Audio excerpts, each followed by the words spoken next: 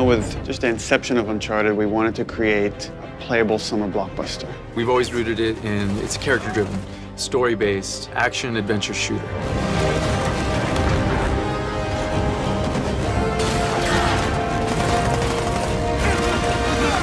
Underneath all of that, there's meaningful story moments, there's lovable characters.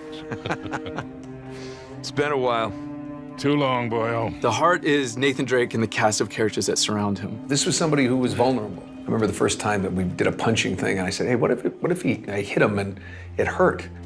You know, I said, I've punched people, it hurts. So he was one of the first people who would hit and go, you know, and when he fell from a height, it knocked the wind out of him and he would struggle to get up. That's what Nate is at his core. He's just a normal guy trying to do the best he can, and he just keeps falling into these extraordinary circumstances and, you know, has to dig his way out of them. And everybody wants to be that guy. You want to be that adventurer that's digging up treasures that have been lost to history and time. You want to see what kind of problems he gets himself into and how they're going to get out of it.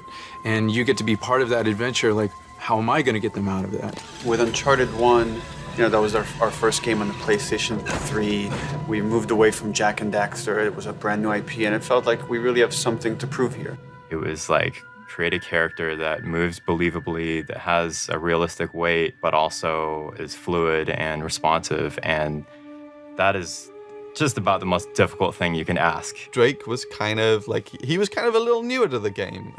He was still figuring himself out, and so was the studio in lots of ways. We were still trying to figure out what Uncharted was. The cutting edge part of Uncharted was the process by which they decided to capture the content. And a lot of it was trial and error and trying to figure it out and trying to gain experience of doing that. All the games that I've done before were all you go into a booth by yourself and you do the lines one by one. And I thought that's what it was going to be. And Gordon Hunt, who was the director, came over, and I'd known him for a while, and he said, this is what we're going to do. You're going to start out here, and you're going to go, and whoa, Gordon, what are you talking about, moving around here? This is a game, right? And he said, yeah, it's motion capture. And I went, motion what? And I think, you know, especially 10 years ago when this started, that was something that people never saw. And we had this idea of the game was going to be 3 pillars. It was going to be combat, traversal, and puzzles. And now it felt like with Uncharted 2, we really have something to prove. Let's tell a more complex story. Let's get deeper into who this character is. Let's show some of his flaws. Let's get into some of his vulnerabilities, his insecurities as a character. But at the same time, we wanted to up our set-piece game, and from a couple of pieces of core technology, mostly Drake's interaction with moving objects, that sort of spawned these big set pieces, like the train and the building that collapsed. But they weren't the focus. They weren't the core tenet. We didn't start saying, we're going to make amazing set pieces. We started saying, we're going to make core gameplay that's really, really solid to play.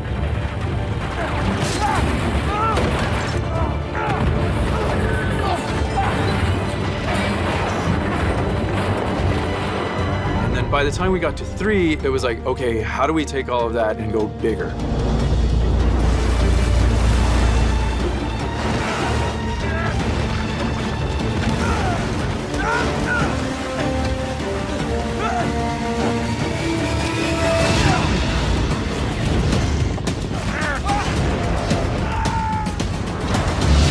Last of Us to me was refreshing because you could get away from that spectacle. You could think more on like a very intimate character level and gain an experience with something that, again, as a team we were uncomfortable with. We've never done something like that before. We've never tackled a genre like that before. We tried to take those big over-the-top set pieces and we tried to couple them in with pivotal points in the story so that when a big event happens to our characters or the relationships with those characters, that we really wanted to play those out.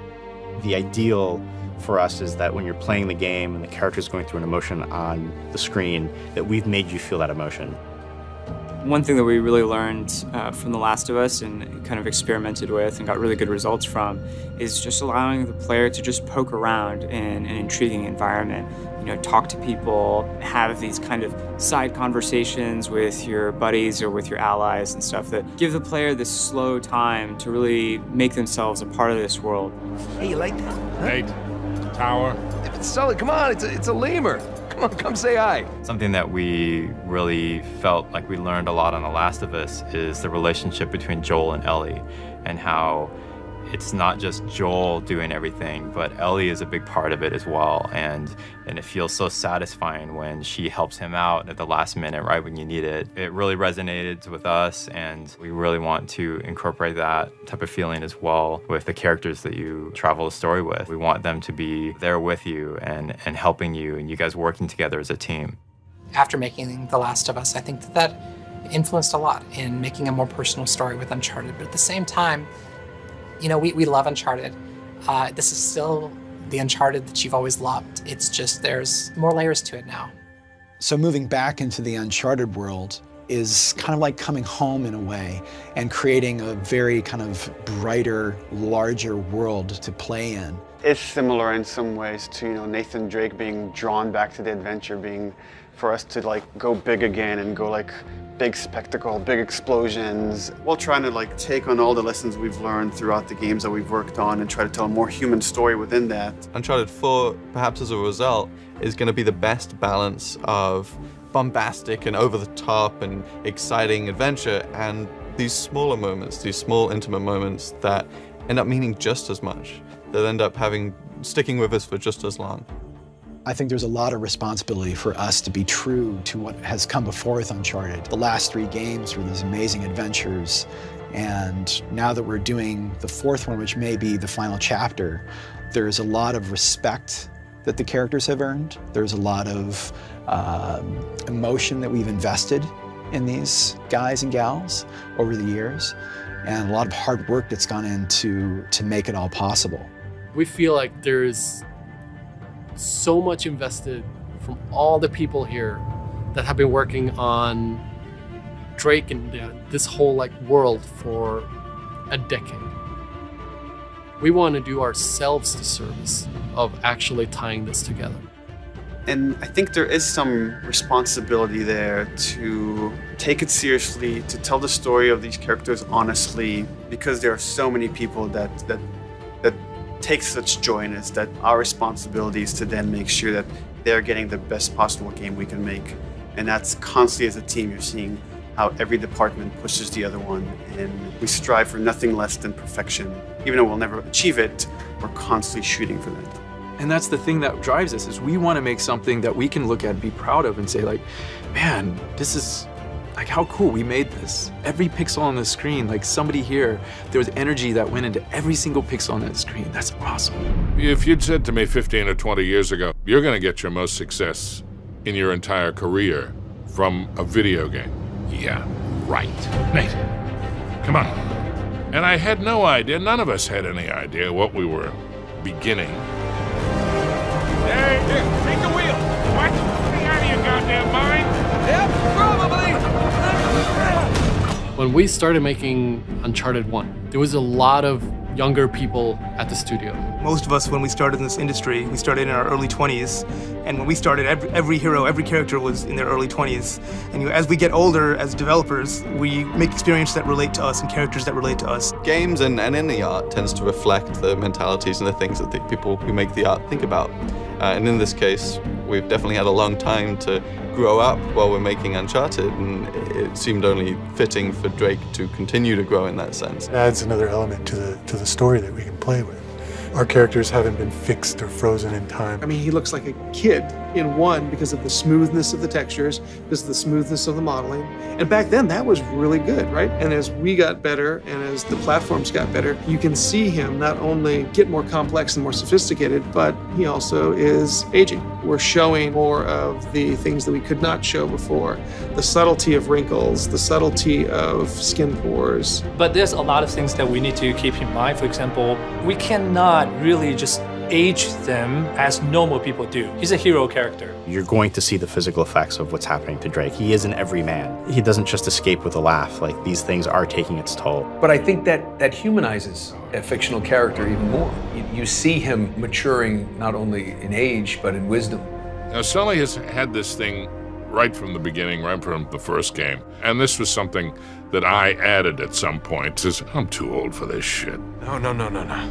If you're gearing up for one of your I'm too old for this speeches, spare me. I think now that Nathan is beginning to have that thought himself. Come on. We got a treasure to find.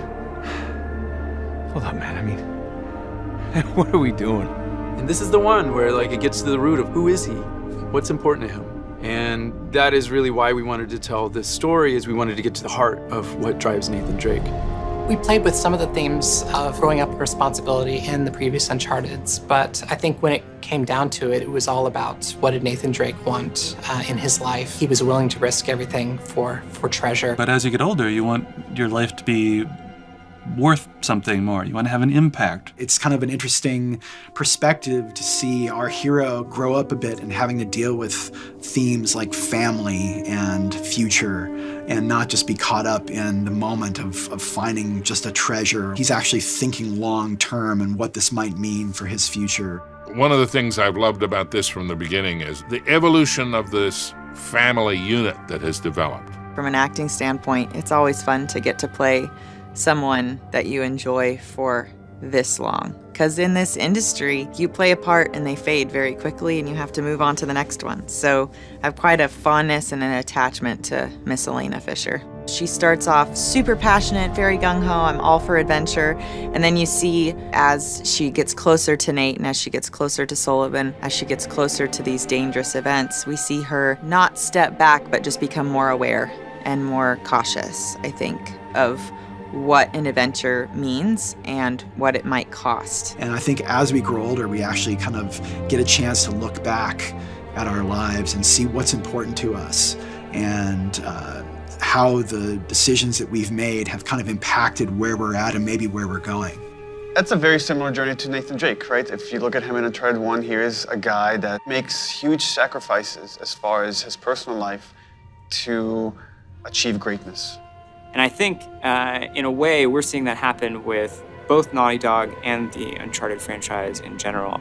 And as a game developer, you know, this is hard work. Like, people think it's like you're here playing games all the time, and sure, that happens every once in a while, but for the most time, this is very hard, grueling work. A lot of times it's long hours, and you make personal sacrifices. We're taking that experience and putting it into the art that we're making, so that when you play Uncharted 4, you're going, oh, okay, you know, this has more character depth to it, this has more visual depth to it. We're trying to bring everything as creative people that we're experiencing and funnel that into the medium in which we're working.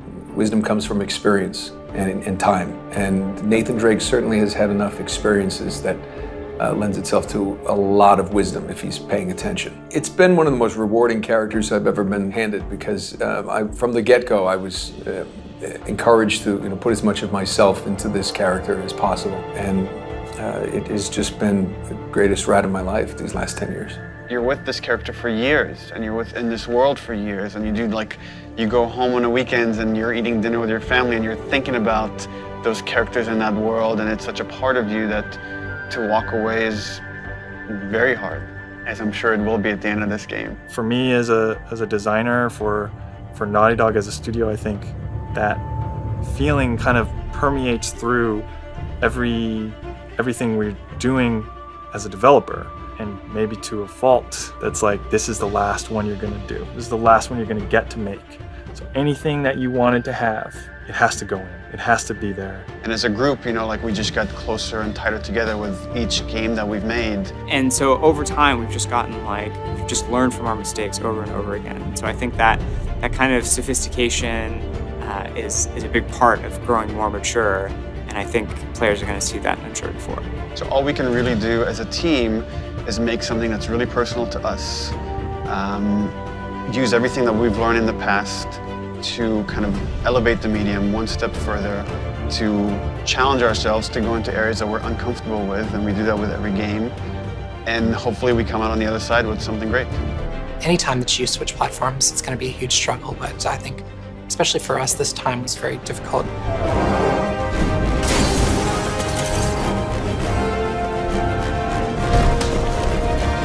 What we had on the previous Uncharted games and on The Last of Us was written for the cell architecture, and it was all optimized for that. But the PlayStation 4 just does things differently. The whole studio, tools, everything, it's a massive challenge to push content that now needs to fill 8 gigs versus the 256 or 512 megs that were on the PS3. You have all this memory, you have all this new processing power, so I knew that there would be a step up. I think I was surprised, and I think a lot of people in the studio were surprised by just how big that leap was going to be. First kind of starting, we asked the question of PlayStation 4, what can we do? And for me, there were always new things that there were still left to put in the game, like how do you put a vehicle in Uncharted and still make it Uncharted? Well, this was really a great idea, Nate. Do you want to drive? Oh, you're doing just fine. It's been a challenge because we really wanted to feel like the interaction is causing things to happen. So whenever it's driving over dusty terrain, there's a lot of dust kick up. And then say you go into a muddy section, the effects are going to communicate that too. If the tires spin out, then they're going to kick up a lot of mud and the vehicle's going to get muddy. And we just want to have that connection between this vehicle that you're controlling and the environment that you're in. Can we do the convoy sequence from Uncharted 2 and 3, but now I'm in control of that vehicle at the same time? And driving through a dense urban city, driving quickly, is quite a challenge because you're looking at all that geometry and all that complexity just flying by you, but you can't halfway do it because you'll know. So we have to spend so much time thinking about the people that are populating the scene, the signs in the scene, the vegetation in the scene, and even though that stuff's flying by, it's got to be convincing.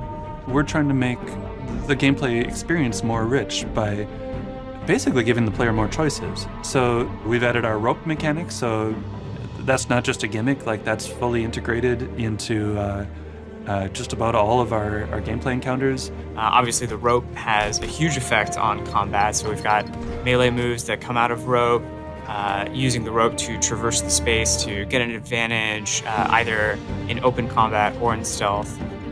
One thing I really appreciated that like Bruce kind of brought around from the beginning was, let's explore the meat and potatoes of this game again. Let's get back to just like what is the core gameplay of this. We know we're gonna get the set pieces, we know we're gonna have these big things, and we're gonna push that as well. But get back into our gut of like, what is Uncharted? What is the traversal gunplay? What we wanted to do with the combat is really push the things that are unique to Drake, the things that are unique to him as a character. And one of the main things that Drake can do is just he has this amazing ability to traverse through the environment. The climbing system in Uncharted 4 has been completely overhauled. We've come up with a system that gives just an unprecedented amount of fine control over Drake as he climbs. You have full analog control over both of his hands to put his hand exactly on the rock, on the handhold where you want it to be, and fluidly go from one climb to another. We're also able to integrate Drake into the environment a lot more. When he's climbing on the outside of a vehicle, he's moving with that vehicle, with his weight on that vehicle on top of the animation. So it's something that the PlayStation 4 gives us, that we have so much more memory. That tends to be our biggest constraint in animation, is just trying to fit all this motion, all this animation in memory. In the past, for example, when you had a character traversing with you, that character's traversal was scripted. Like once you moved here, they would move in these very specific ways. Now actually it's very systemic, and both the enemies and your allies can view the terrain in kind of this 3D space. When you have big spaces and you have the mobility of Nathan Drake, you gotta have mobility within your AI.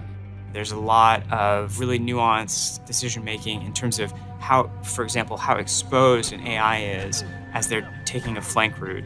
They now have this like really complex knowledge of the exposure to the player's vision as they're taking a flank route, and they will kind of dynamically decide, okay, this is actually a better route because there's more cover along this route. We didn't want a game where you just sit behind one piece of cover and just, you know, sitting there and the stop and pop, you're sitting there and shooting. We really wanted you to move through the environment, to outsmart them, to flank them, for them to be able to chase you around and just have that constant motion. The enemies are smarter. We've taken a lot of the stealth elements from The Last of Us and brought those in, so the player has more choices in combat. You can actually avoid an enemy, lose their line of sight, and just sneak past them and not even have to encounter them. Like it used to be that you're either in stealth or you're in combat. And now there's these kind of varying levels of stealth. They go into investigate when they think they've seen you, but they're not 100% sure. Then they'll go into combat once they find you. And once they lose you after combat, they'll go into search, where they'll kind of canvas the area looking for you. A lot of that scripting is still up to the designers, but we've given them so much better tools in order to achieve that. We always had contextual moves where you could slam guys into a wall and beat them up. Enemies are able to do that to you as well. You'll have moves and kind of fight situations where two enemies are attacking you at once, and it's not in like a scripted way. It can happen kind of in any combat encounter. There's a lot of new tools in the player's disposal, but what's cool is that they're kind of added in this way that's elegant enough to not, explode the game with HUD and all these like crazy options that are difficult to learn. It's very much that same kind of seamless, very smooth Uncharted experience where we get a lot of gameplay from relatively few mechanics. And having really gorgeous animations that feels very rooted and grounded, but at the same time gives you the responsiveness. You're gonna get to play this. We're showing off in a way of just like, look how gorgeous this can be. Look at what we can do. Look at the colors, look at the scenes, look at the environments that you're gonna get to explore, and you're gonna get to have that on this stick. The biggest fear that keeps me up at night is, are we really gonna do this? It's a huge game with all these new systems.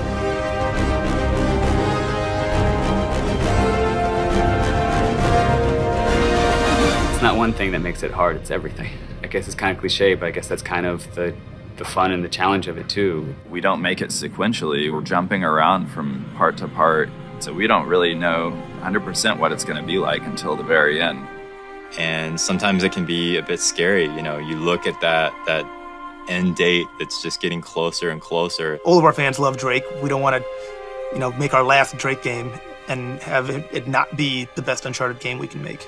It's selfish in a way. Like, we want to do the fan service and completing everything that everyone else wants to see.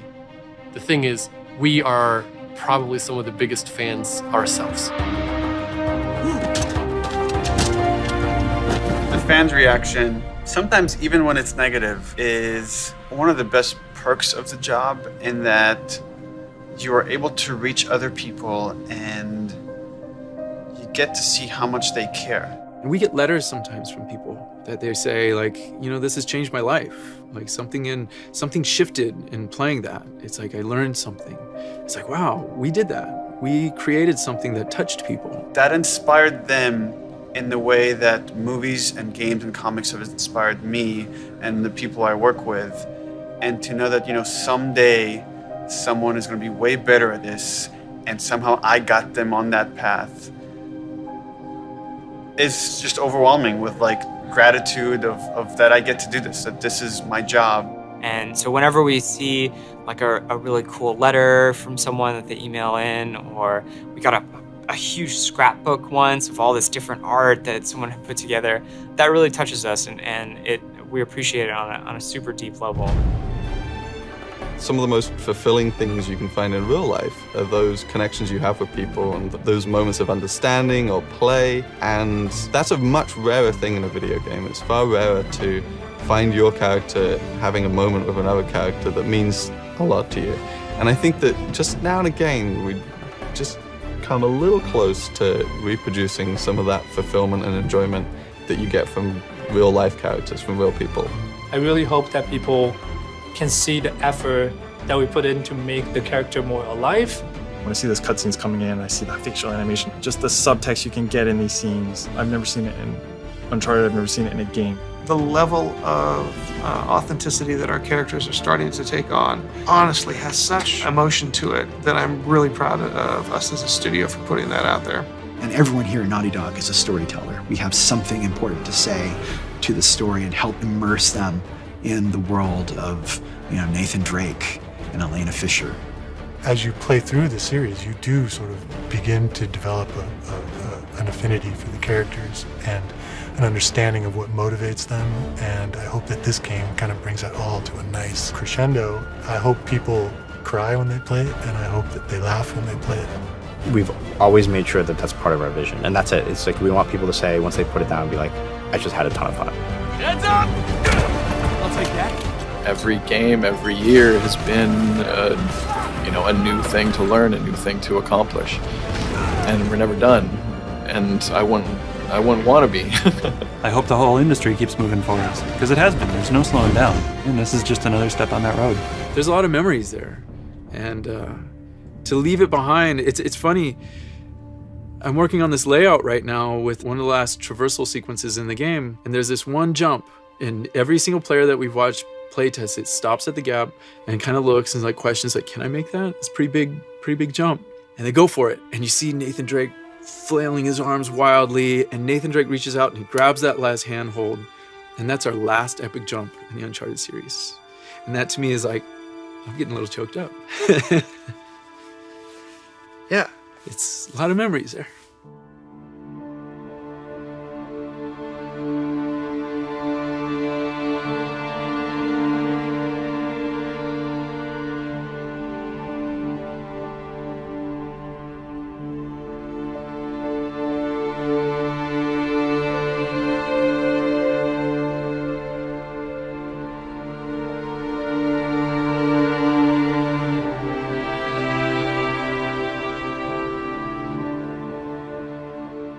You know, when you work on a franchise for this long, you become a unit, you become a family.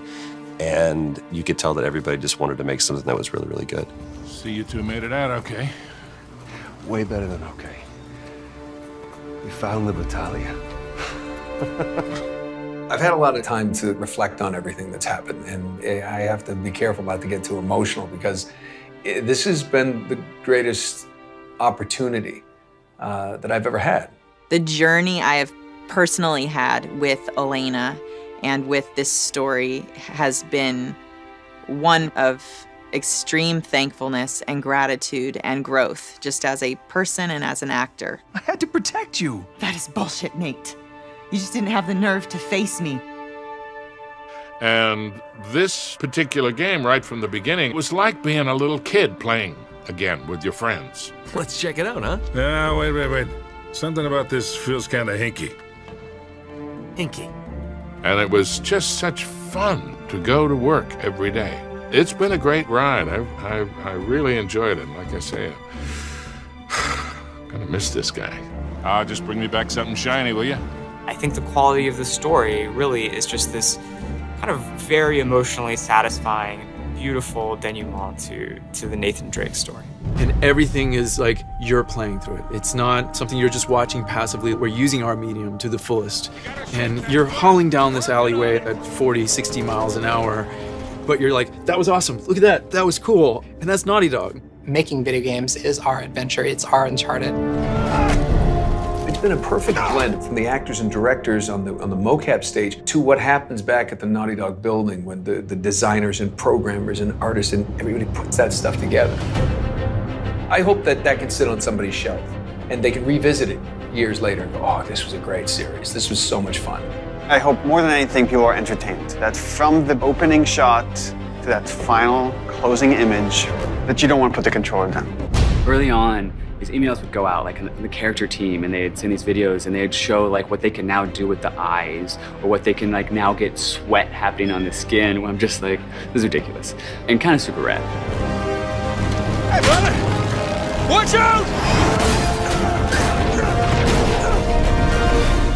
To see what Uncharted on a next-gen console is going to look like, that was a question we just had to find out for ourselves. I think the biggest design thing that came out of the new hardware was literally just the bigger spaces. We have bigger levels than we've ever had before. Maybe 10 times the size, at least, of explorable space. The challenge for us is, and the thing that's been super hard, is like, how do we give you more choices and make the pacing feel just as intense as when things have been more linear for us? It does introduce challenges as far as telling a very specific story. Well, you still have point A to point B, you just have different branches now to get there. So you've got 3 or 4 different ways to get there, but you still have to get there. Now, the complexity comes in that every one of those ways has to be thought out and well designed. And we were able to kind of stick by kind of a core tenet of, I think, of what Naughty Dog's art is all about, which is this handcrafted, this very hand-placed, this very, very directed, every step along the way, kind of composition of art. We let you have a lot of choices, but it's like, it's moving forward at a very fast pace. Cut right! Wait, don't worry, I got this! I got this! I don't got this! We've been able to make the world so much bigger than we've ever been able to make before. And then also, at the same time, improve the detail of any one area. So we've increased the density of detail and the size of the world all at the same time. So with larger worlds comes larger possibilities, and larger possibilities usually mean more detail. In fact, that's one of the things that we're really shooting for in this game is a higher level of detail on the PlayStation 4 and the experience for our gamers. So the resolution involved in that requires a lot more work and a lot more thought and a lot more time. It's not just, any old dirt will do. It's a very specific dirt, and how wet is that dirt? How many pebbles are pushing up in that dirt? And you take that consideration and you apply it to everything.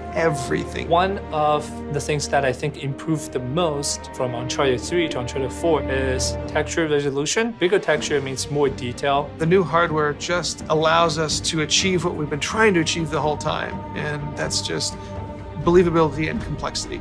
There's a lot of just passion into all these small details that really shines through, and it's because we really empower people who care to make the difference that they want to make. Nathan Drake in-game has at least 11 to 12 outfits, and that's just for Nathan Drake.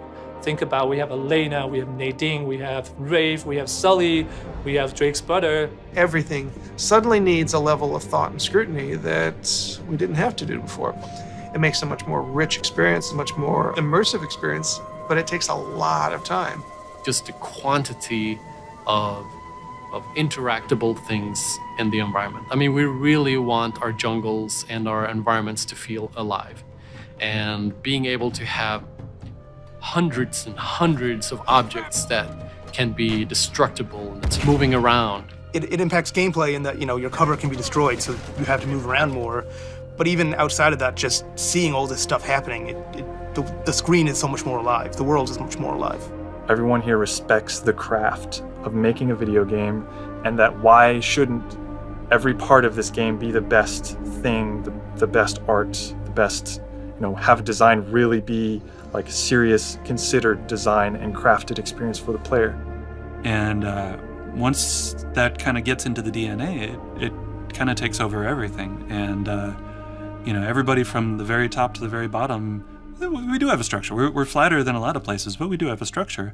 But everybody listens to everybody. And if somebody has a fantastic idea, they're encouraged to just shout it out and people will listen.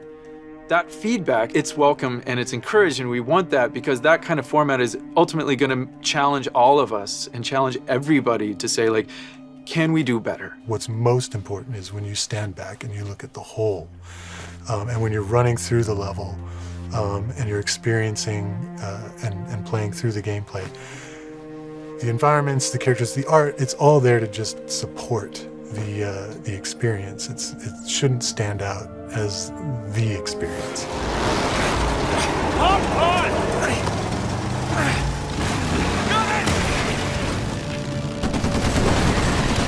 Here, take this! It's really an interesting challenge. Like, if we do our job right, hopefully people are not going, wow, that's great animation. They're just engrossed and they're believing it. I think we lost him. Hey, Nate, we can never, ever come back to this city. Add it to the list. The biggest change we've had in Uncharted 4 would be the use of the head cams and the facial markings, facial animation. For the first 3 games, this has always been hand animated. Now we're in a unique situation that we're now capturing those actors' faces and we're getting all the great details that brings in, and then we inject the look and feel that we've come to expect from the characters that we know. Every animator that we hire at Naughty Dog has to be really good with working with motion capture, because a lot of their job will be doing that, but they also have to be a really, really good animator, because when we do need to animate something that we can't capture, it has to look exactly like something that we captured. Yeah, can I help you? Yeah, I'm looking for my little brother. Sam? It's good to see you again, Nathan. God, Sam. Oh, all right. Take it easy, take it easy. Last gen, you'd actually get a black frame between gameplay and cutscene, which would mean it kind of takes you out of the experience. It's a little tell. Okay, now it's just I'm watching something. So that's been a huge thing that the PlayStation 4 has allowed us to do, that all of our cutscenes are now in-game. What it boils down to is blurring the line between when do we kind of make this a pure cinematic moment that you just sit back and enjoy, versus actually saying, no, we need you right now, do your thing. People don't only want to watch passively a story, they want to be able to participate in it. I think the focus, as always, is what serves the story. And traditionally, and this isn't any different, we try to keep as much of the big action in the hands of the player. So it's not something that you finish something in the game and then get to watch. It's something you get to experience. You reach that point yourself. What we're trying to do is make them richer, make them more playable, give the player more options within those set pieces. So to have like a really interesting combat encounter with a lot of different options and a lot going on within a set piece that's falling apart all around you. The gameplay, the environment, the music, everything is coming together to make you as the player feel like you're Nathan Drake and to feel like you're on this grand adventure. No, I mean, it's really simple. You just run right across there, stay out of the lights on the top, because that's where they have the guard outpost. See that pole? It's like a drain pipe.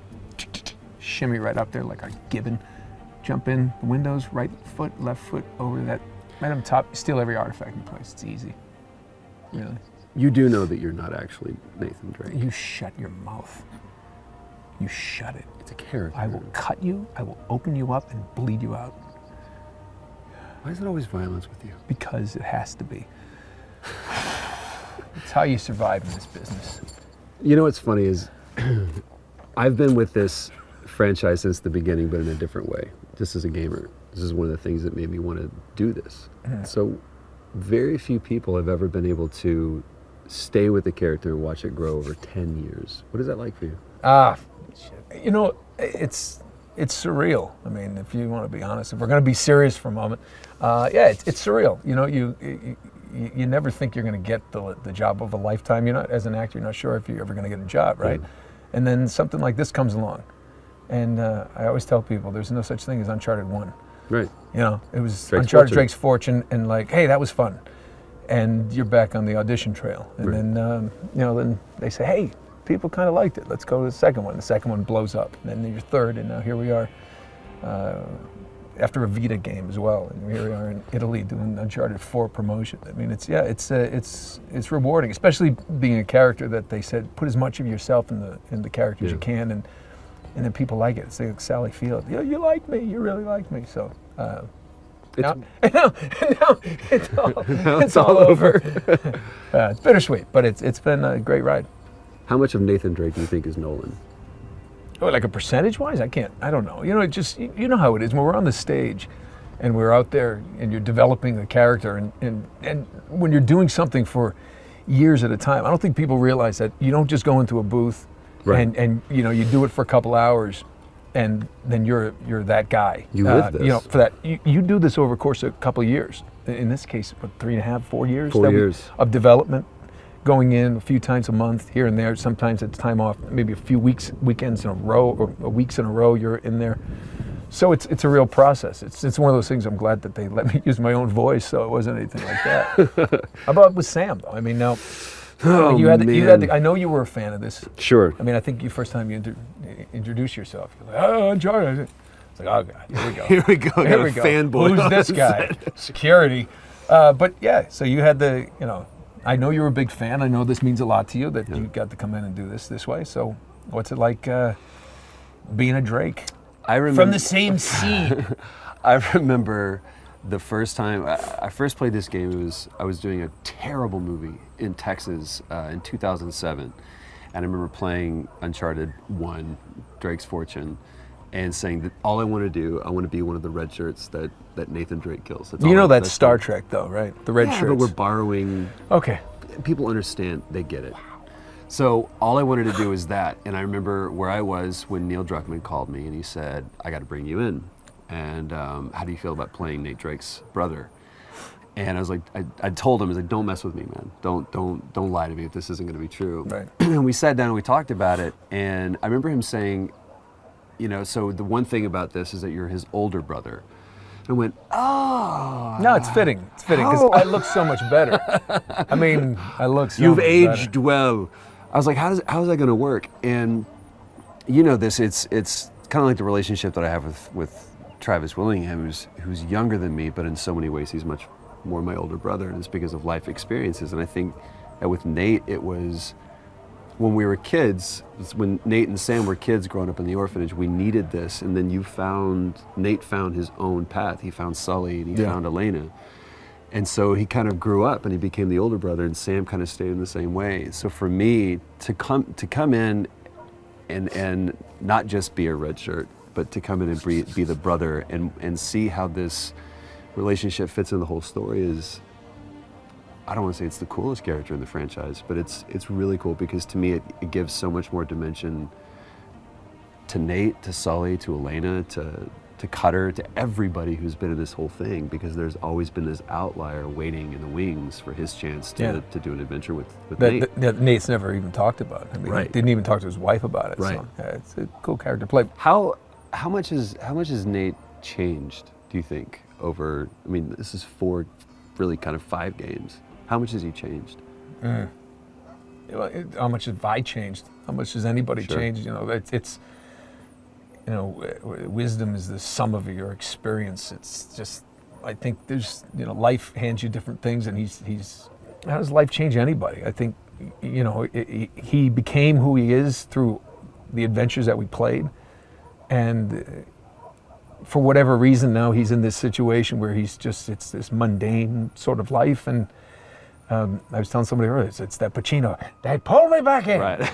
That's a different movie, but pulling them in. And it's just, he's brought back into this life that was he trying to get away from? Did he feel like that was his responsibility now that he's married and get that, which I wasn't on board with at the beginning. I wasn't really on board with the idea that, he's married and so now he's gonna just stay with him. He's domesticated, because Elena had that a rush for adventure as well. So it was a little strange, but maybe they had made and again, this is where you get to fill in your own blanks. Like maybe they just made a decision, like maybe we want to start a family and this is more safe and let's just calm down. Well, it's interesting. It's just interesting to see life, it's not always like the decisions you want to make. It's like life for Nate and Elena has pushed them to these circumstances just the way we all are. I think it was John Lennon who said, life is what happens when you're busy making plans. And I think that's exactly what happened to Nate and Elena. And there you go. There's reality back in the game that helps everybody relate to these characters more and more. What was it like for you, because we've done so many games, what was it like for you the first time? Because we work so much in an abstraction. It's so much theater of the mind, and we have to make believe so much. What was it like for you the first time you saw that game come up and you saw your character and all the work that you put in? What was it like for you? With Drake? Yeah. I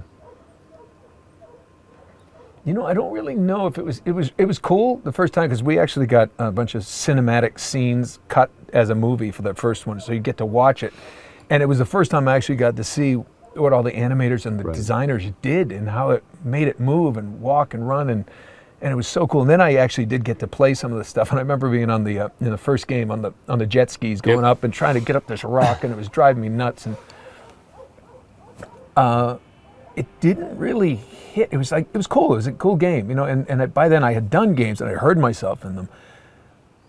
But the biggest thing was for me was, I think, when Uncharted 2 had come out, and my son, he was playing it, and he just be like, and he turned to me and goes, "That's you." And I'm like, "Yeah, I know, I did the voice." He goes, "No, but that's you." And he had seen something that I didn't see, because I just a different perspective. And when I saw it through his eyes, it's the thing that kind of registered more for me. You saw the work, he saw the character. Yeah, and it was like, because I don't know about you, but every time I see my work, I think, I should have done that differently. Sure. I can't help but self-critique. It's a curse of this business that you just think of all the other choices that you could have made in that moment, and you're like, maybe I've done that.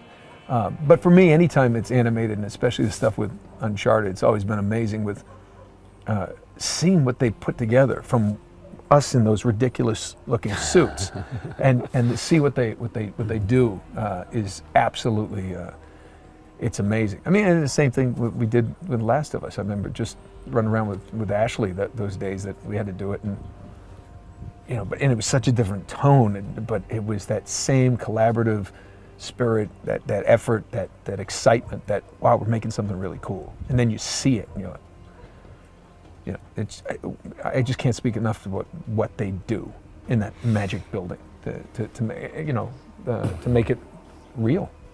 Well, I'll say this, one of my favorite memories so far is actually one of the first shoots that we had where Sam and Nathan come together again, and just the scene of them coming out and sitting down on the bench, kind of looking out over the ocean, and Sam saying, "What have I missed?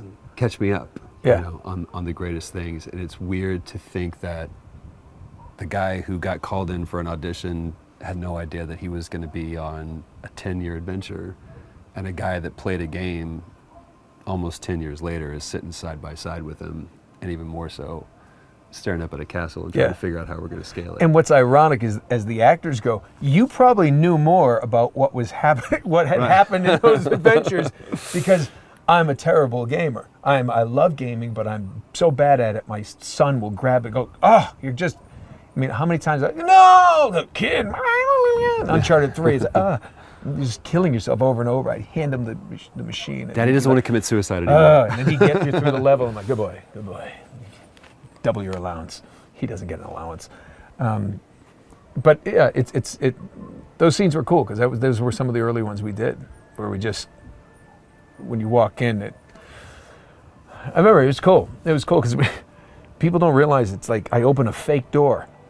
Right. I know it's you, and yet, you know, when you really fall into these characters and you really close it. I mean, I don't know if I ever told you, but I'd open that door and I'd say, "Sam," and it's like, you know, I'm very close with my own brother, and I'd open that door and I'd get goosebumps, like I did for real, even though I know it's your ugly mug on the other side of the fake door that I can see through. But and I think that's something that's really cool about doing this process, is that you can play make-believe like you did when you were a kid, you know, and then they take that and make it look better than even your imagination can put together. I think that's what makes it so special to me, to you, and to everybody who plays. Pleasure having you on it, man. Thanks, man. Thanks for having me. I'm sure there's many more things with you becoming a big director and all. Ooh. I might be looking for work soon. There's no 5 in sight. You should call me. But until then, I say we go back to Il Castello and drink some of that red wine. Let's get a drink. I'm buying. It's free.